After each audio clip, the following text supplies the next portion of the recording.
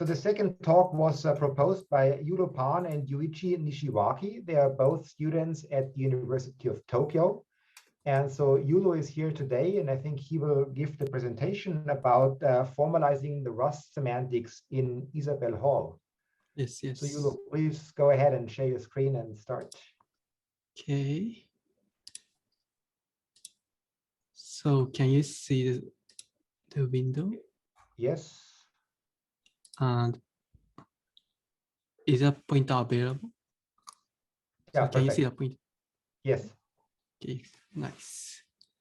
So hello, I'm Yulu from the University of Tokyo.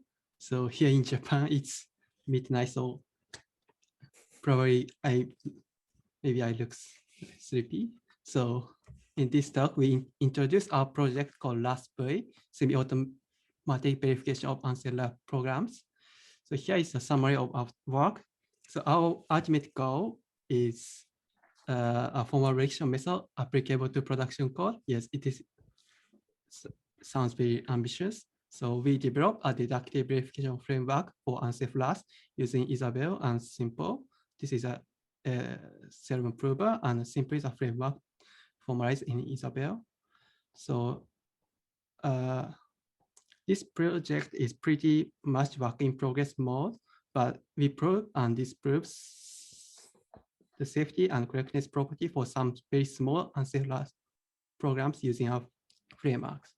So here is a repo of the URL of the repo. So you can see the formalization artifact here. So this is the outline of the talk. First, we overview the background and approach we took. Next, we see some technical details that explains how we model Rust in Isabelle. Then we introduce an example where we verify the safety condition for pointer soft function is correct. So in using our framework. Next, we briefly talk about the verification effort for some other small unsafe functions we have verified. Moreover, we show an interesting example where we found that formalizing the safety condition can be tricky due to stacked process rules. Finally, we talk about some observations and future work. So let's see the overview. So currently, when we listen about the safety of unsafe Rust programs, so we have a very nice culture where we usually write these safety sections when defining unsafe functions and safety comments when calling unsafe functions so that we can be sure that these safety are actually met. However, the listening is done in our head, so we make many mistakes. And here we have this list of several vulnerabilities. So therefore, we like to have a formal rescue method for safety and functional correctness for unsafe Rust programs to gain more reliability. Moreover, the method should be able to reason about low-level memory model of unsafe Rust, and we want the verification effort to be very minimal. So these goals looks very quite challenging, but we can look back on history of research like Rust designer already did, and we can stand on the shoulder of giants. So in this project, the name of the chain is called the Cell4. The Cell4 is a formally verified industrial level kernel written in C. So they achieved the formal verification of functional correctness of more than 10,000 lines of low-level C implementation.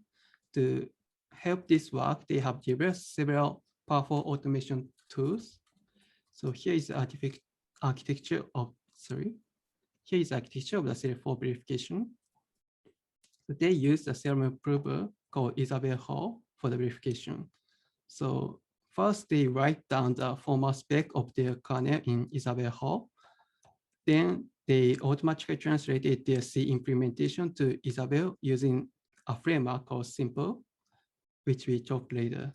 They also introduce some high-level representations of programs for the ease of the verification. So finally, they prove that this representation implements a spec, concluding that this C code satisfies the spec.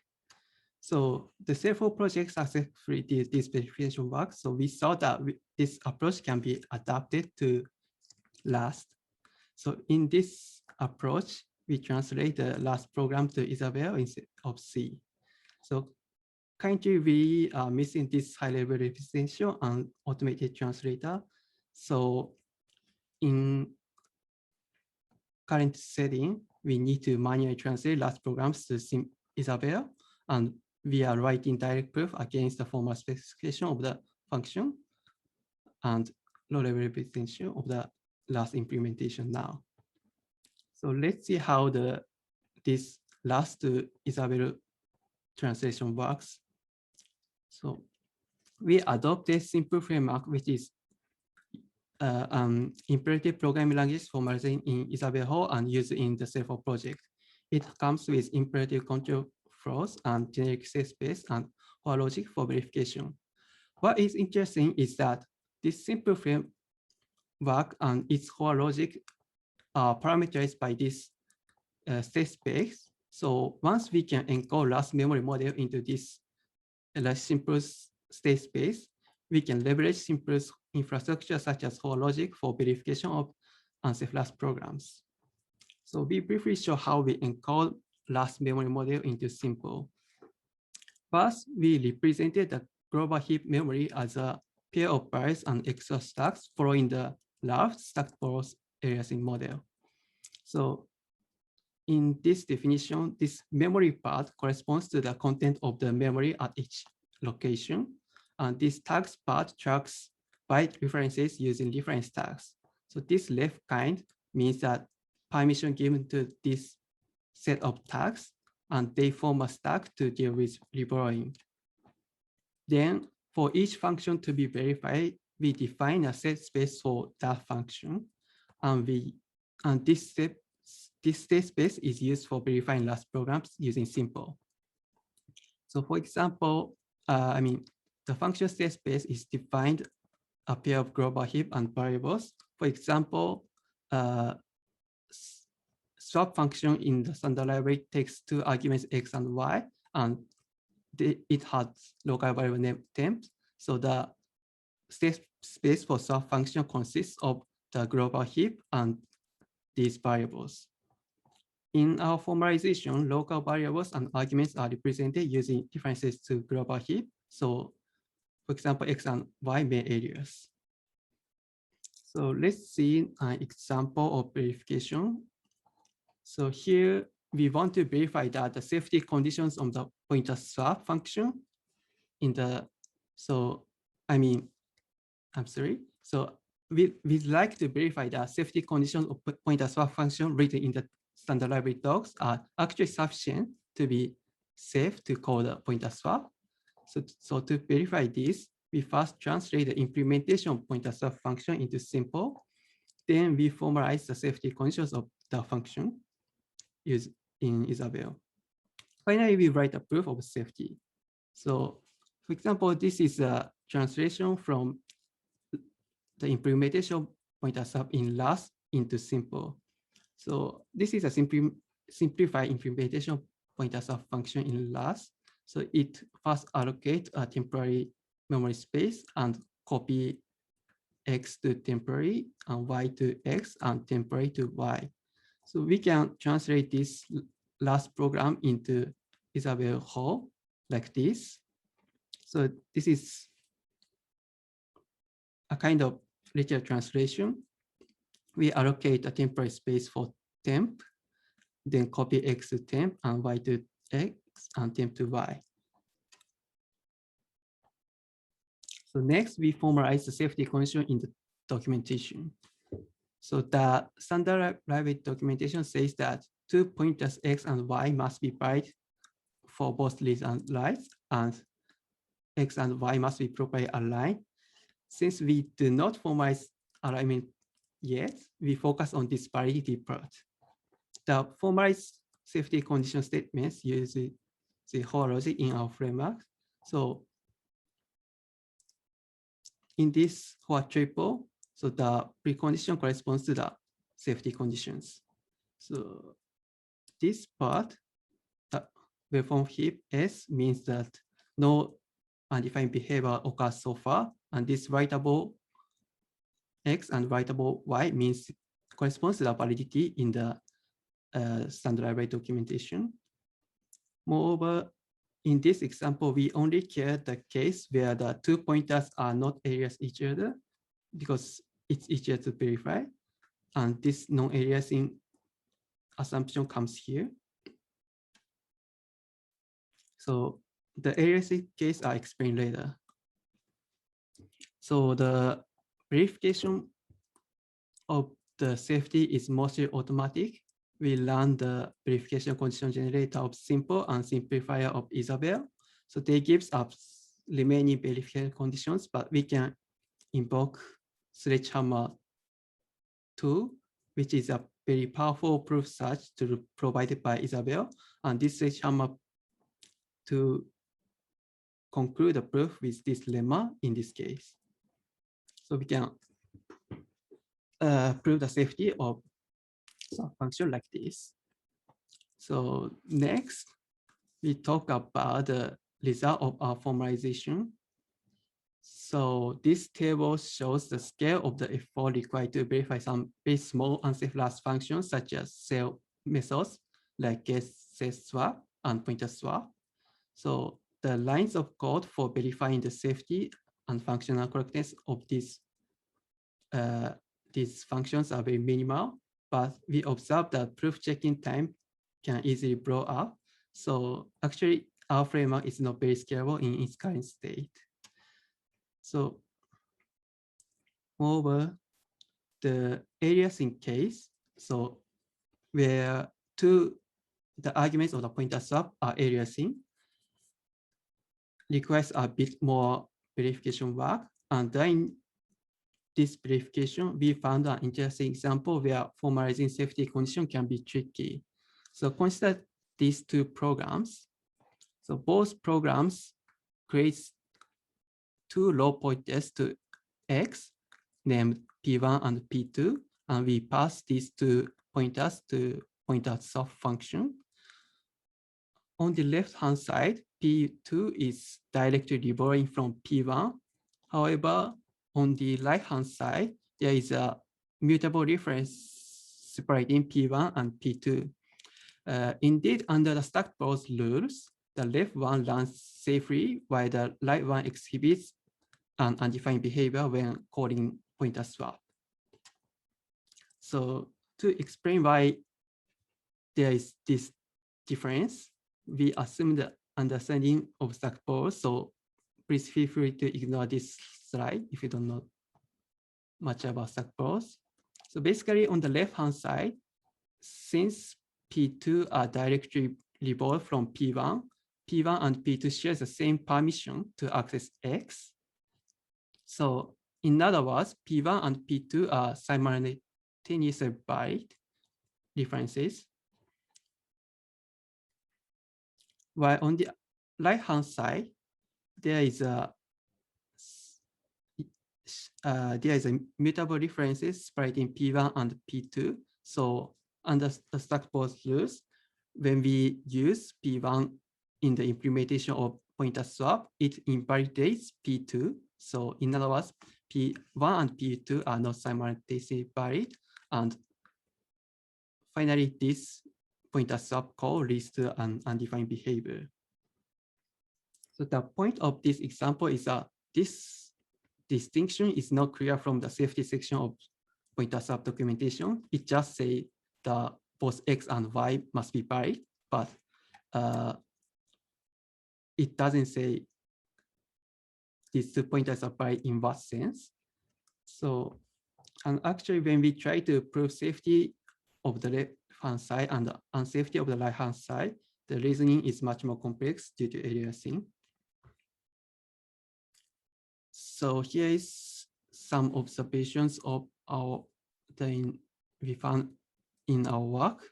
So we found that modeling Rust using Isabelle Simpl is capable. Actually, sledgehammer, which is a proof search tool provided by Isabelle, is very helpful for proving the property of like stacked balls or verifying programs. However, our formalization suffers from longer proof checking time. And actually, we observed some exponential blow up of verification conditions. So it's not scalable now. Moreover, we found that formalizing safety conditions can be tricky, as shown in the previous slides, especially under stacked both rules. So I opened the issue at last repository about how to document pointer swap safety conditions. So if you have any idea, please go ahead. So as for future work, to be honest, our formalization only supports primitive types such as integers and differences. So we don't have aggregate types like structs, enums, or arrays. And we don't have rules and function calls, and we like to support them. Moreover, we are currently manually translating Rust programs into Simpl. So we'd like to automate this process. Moreover, we like to have some high-level representations of implementations so that the verification effort can be reduced. So thank you for listening. Do you have any questions? Thank you very much. We do have time for questions. Maybe Florian, can I encourage you to ask the question via audio that you just put into the chat? I think it would be an interesting one to discuss. Yes, certainly. Yeah, I just wanted to ask whether you thought about moving from Simpl to imperative for. It's also a very nice imperative framework for Isabelle, which also has some nice refinement capabilities. Yeah, there was also a Best Paper Award nomination this year's ETAPS conference. So yeah, I think it could probably help you in some of the points you mentioned earlier. Thank you. I heard of the Isabelle LMVM. So on the best.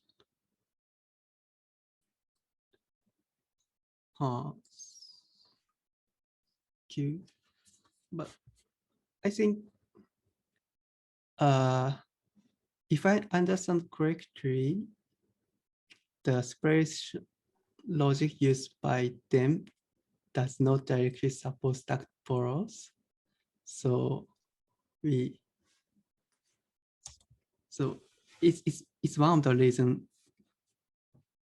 we use our very primitive bus formalization.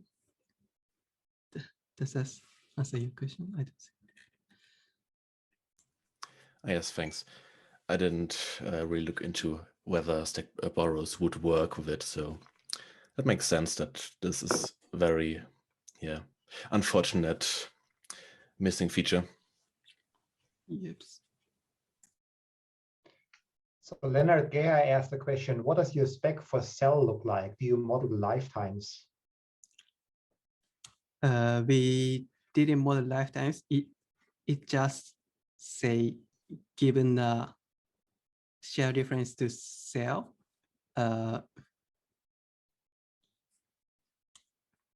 so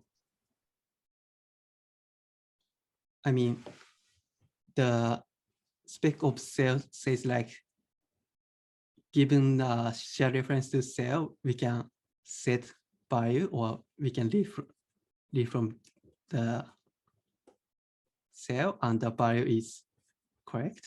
So the statement is pretty simple. And the validity of differences are tracked by stacked both rules.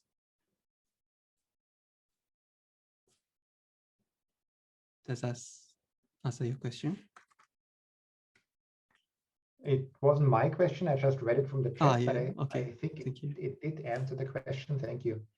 Okay. So I'm wondering, did you do anything to validate your semantics to see whether you really faithfully captured the Rust semantics in your formalization? I'm saying, can you speak a little more sorry or write down in the comments? No, I was wondering what you did in order to validate the semantics so that you really make sure that the formalization reflects the actual Rust semantics. I see. So I have some smoke tests that testing whether our formalization reproduce some stack both rules, but actually we don't have not much test set. So Okay, sure, fair enough. yeah. So let's conclude the discussion here. Thanks again, Yulu. That was very interesting. Thank you.